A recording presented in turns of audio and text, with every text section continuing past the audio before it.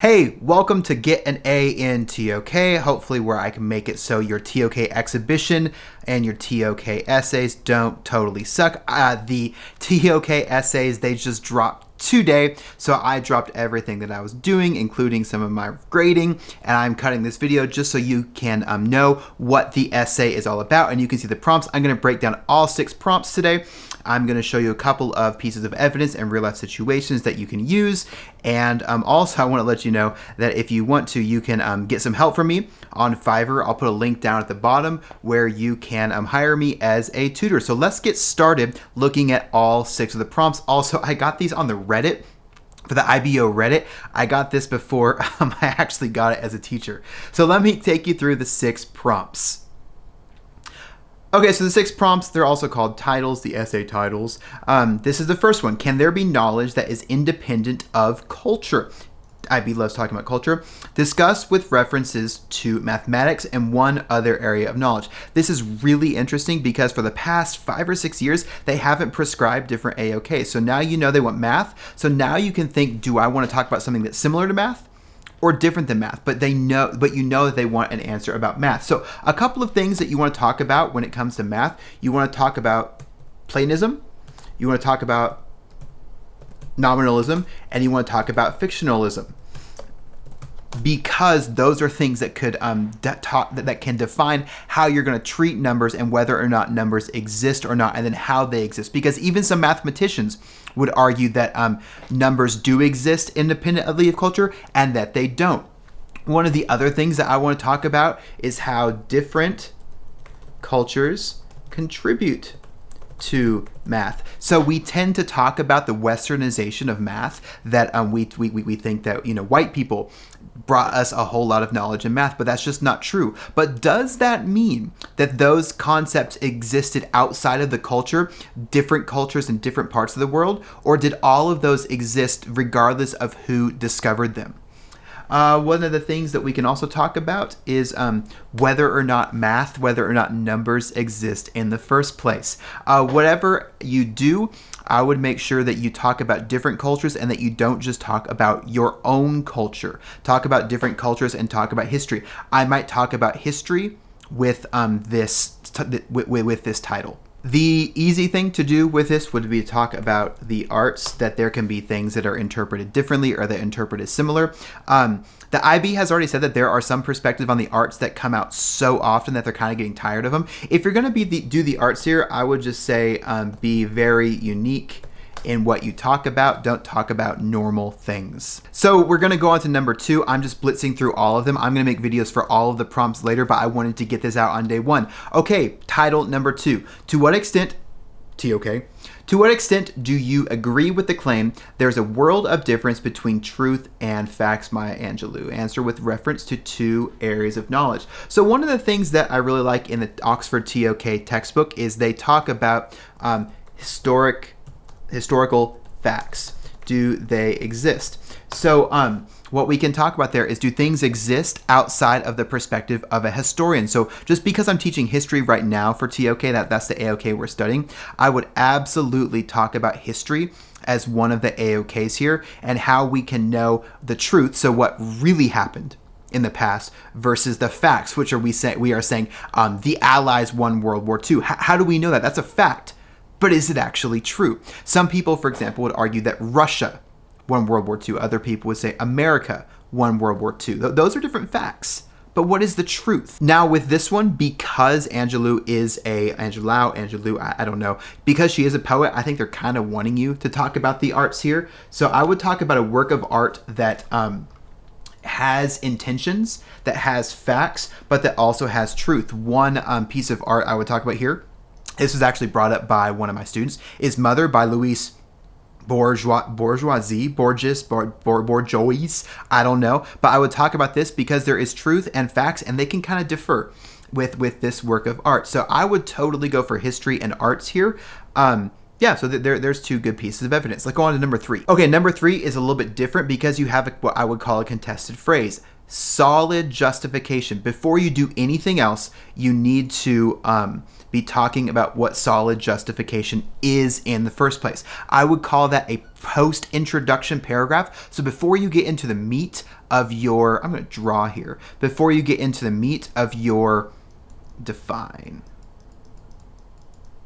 Before you get into the meat of your essay, define what solid justification is. And this is kind of like debate. If you're in debate club, you can give your own definition of what kind of justification is solid. Is solid justification, it can't be refuted? Then you can do your whole paper on that. Or is solid justification just a justification that is justified by 3 sources or 5 or society? So you can define that. So is there solid justification regarding knowledge in the natural sciences more highly than knowledge in another area of knowledge? Discuss with reference to the natural sciences and one other area of knowledge. So what's interesting here is we're actually going to compare. So one of the things you need to think about is, do I want to talk about something that's similar to natural sciences, or do I want to talk about something that's completely different?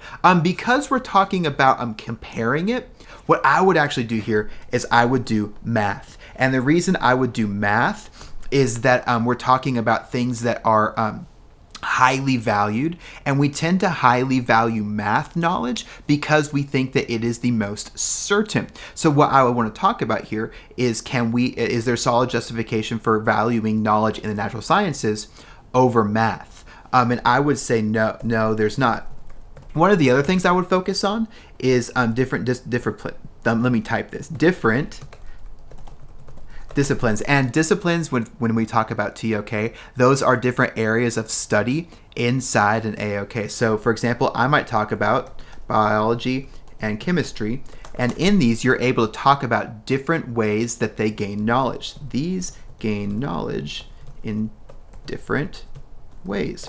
So you can talk about how those are gaining knowledge and whether or not and why that is highly valued knowledge. The other area of knowledge you could do here is obviously human sciences. And so what you could do is just set up a paper justifying why natural sciences should be regarded higher than the human sciences or why it shouldn't be. No matter what would you do, I would talk about the ways and the methods and the tools that each discipline and each AOK gains knowledge, and whether or not the way that the natural sciences gains knowledge makes it that we should more highly regard that knowledge than others. Now, I might not do human sciences because they do some of the same methods, but if you're going to talk about whether or not the natural sciences it has more highly regarded knowledge, it really comes down to the methods, at least in my opinion. You could talk about some other things like how important it is, how useful it is, how much people value it, but I really think focusing on the methods and tools, because that is one of the frameworks, I think that would be really good. Okay, number 4 is kind of interesting because they're giving you both of your AOKs here, so you totally don't have to decide which ones you're going to do. Also, by the way, you can have me help you more. We can Zoom, and I can also take a look at your papers on Fiverr. If you want to just click the link down there, I can help you out if these videos are not enough. And I hope they're enough, but I also hope that you get in touch with me. So go ahead and do that. It's in the description. So how do historians and human scientists give knowledge meaning through the telling of stories? Discuss with references to history and human sciences. First of all, I'll say I probably wouldn't do this. Personally, I just don't really like this. But the first thing that you're going to have to do, let me draw, is you really need to know how historians gain knowledge and how human sciences. So again, we're going back here to the methods and tools.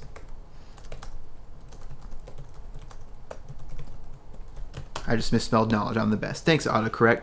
And then, but you're going to want to talk about the giving knowledge meaning through story. So don't just talk about the methods and tools. Everything is going to be those methods and tools connecting to how knowledge is given meaning through stories. I just think that's kind of crazy. But here's some of my notes. I would talk about the differences again between facts and truth. So there's something that really happened in history. But can we actually know that? A lot of people would argue no. I would also talk about the coherence test for truth. So does this fit with things that we already know? That may help us determine facts and truth from history. One of the things I would also do is I would connect it to, and this I think the IB would really like, the idea of national narratives. So, for example, in America, we define our country through war. So our stories, the knowledge of our country, we really, we kicked a lot of butt in the 20th century until we didn't. But we define our culture through this national narrative of winning wars. That's how we went from a developing country into a developed country, by selling a bunch of weapons and then by using them and killing people, which is not a good thing. I'm going to stop there. But as an example, I would talk about how that narrative has grown in my country. What is your cultural narrative? What are the things that are commonly told in your country? And how does that connect with history? That's not human sciences, but that would be a really good example that I would use from history.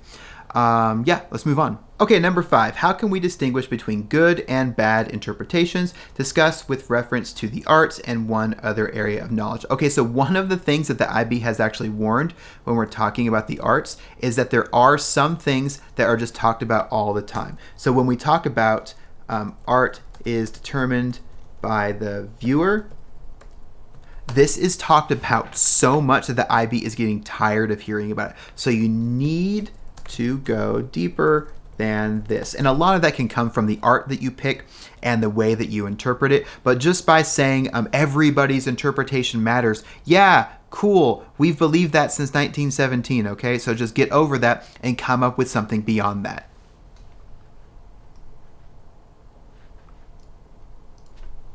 One thing that I would really recommend is listening to my favorite podcast, Revisionist History. And there's an episode called Foot Soldier of Birmingham. I guess that's 2 words. My bad. And what that can talk about is interpretation and purpose of art. And it talks about whether or not the intention of art has to be true to reality. And so there's many different interpretations.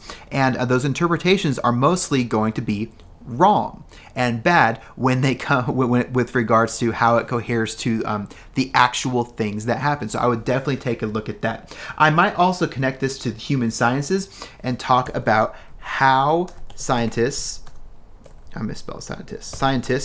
how they interpret their data. So when we're talking about interpretation, obviously it's going to connect with the arts. But what I've been realizing lately is that there is no way to interpret data as a human scientist or even a natural scientist without your own perspective. And so how can we interpret data from sciences without being biased? Does this make it good or bad? So what you can really do is connect the arts to something that is very unartistic, which would be the human sciences.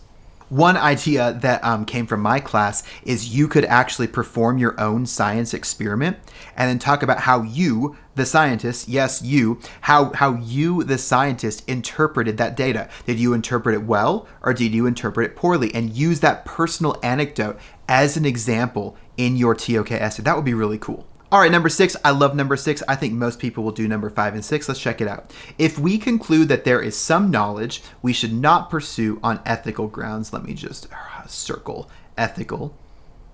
How can we determine the boundaries of acceptable investigation within an area of knowledge discussed with 2 areas of knowledge? Okay, first of all, with these big titles, sometimes we can forget what we're supposed to talk about. We are supposed to be answering, how can we determine the boundaries? So you see the word ethics, and it looks like we're writing about ethics. We're not writing about ethics necessarily. We're writing about how we determine the boundaries of what's acceptable. So don't give me this whole paper about ethics and what's this good, what's this bad. It's not about is it good or bad. It's about how we draw the line between good or bad. So make sure we do that. Okay, the next thing is there's so much easy stuff on here. Let me just give you a couple of examples.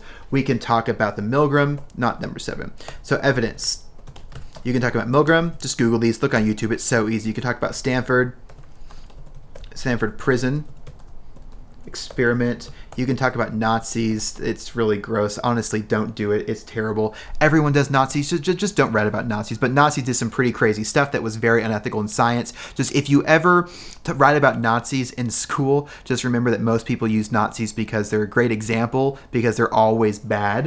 If I'm doing the arts here, I would make sure not to talk about just arts and ethics, but make sure about how art communicates knowledge.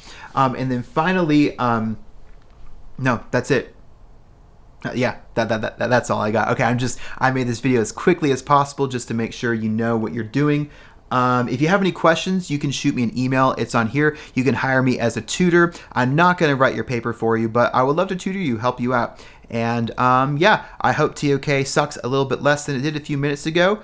And please subscribe, like this channel, whatever. I don't care. See you later. Bye.